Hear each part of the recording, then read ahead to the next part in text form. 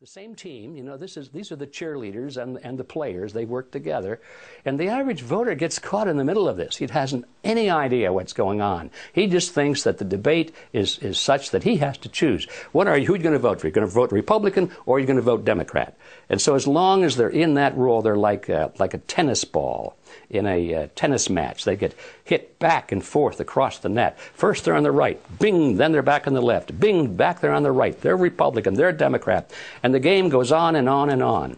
And although it's possible for the players of that game to win, the tennis ball never wins that game. So I think it's time for people to stop being tennis balls in this game and just get out of the game completely. There are certain issues that people on the left and the right in American politics will never discuss. And the reason they won't discuss them is because they agree mutually. The Democrats and the Republicans agree on something, so they don't want to talk about it in public debate because it reveals the fact that they're basically the same. They only talk about things on which they disagree. Turns out that the things on which they agree are the most important things. The things in which they disagree are relatively minor. So the things in which they agree are, for example, our foreign policy. They both agree that the desired goal eventually is to move the United States into world government.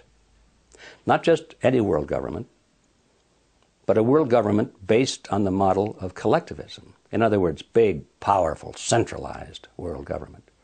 If it were a world government based on the principles of freedom and freedom of choice, freedom of culture, low intervention, if no intervention in the lives of normal human beings, it might be a wonderful thing, but that's not the kind of world government the left and the right have in mind.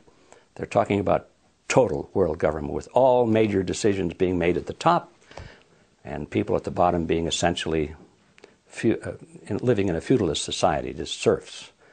And peasants, basically, in a high-tech feudalism. And the left and the right both agree with that goal, and so they never discuss it in public debate. Another thing in which they agree is the dominance of the banking system in our economy and, to a large extent, in our politics. They both agree that the banks are supreme, that the banks must be protected, that the banks must be funded, they must be bailed out, they must not be allowed to fail. When the banks make bad loans to third world countries, or if they make bad loans to large corporations, both the Republicans and the Democrats agree that we must come in with taxpayers' money, either tax money or inflation money, and we must bail out the banks. And we do that, they both agree, by giving the money to these corporations and giving the money to the third world countries so that they can continue to make interest payments to the banks.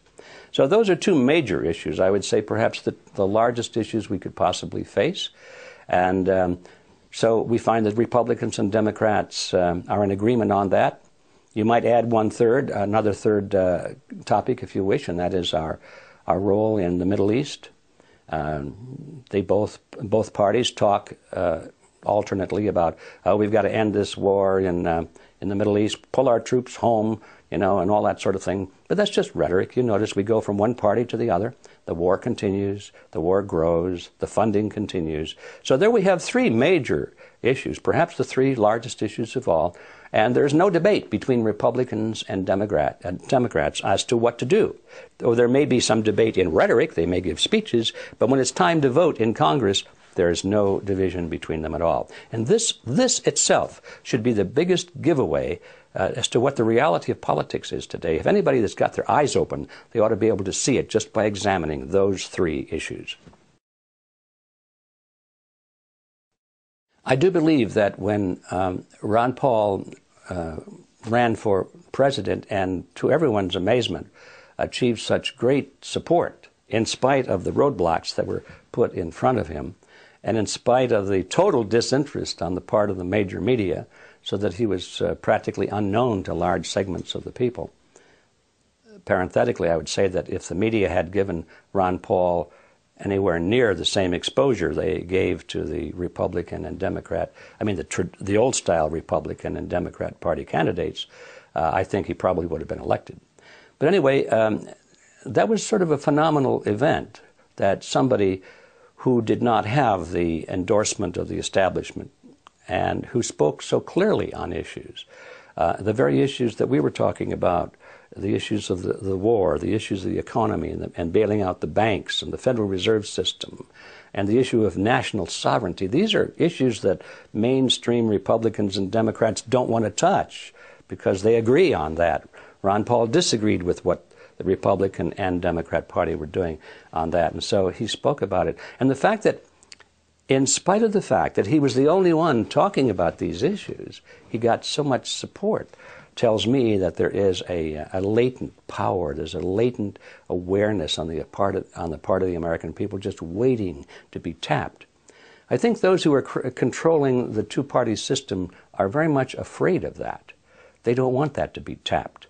And that's why they are working so hard now to put controls on the Internet, because the message that Ron Paul was delivering was primarily delivered over the Internet, not through the major channels of communication. So now we see almost daily efforts on the part of the mainstream political figures to concoct different ways and different reasons and different excuses for putting controls on the Internet.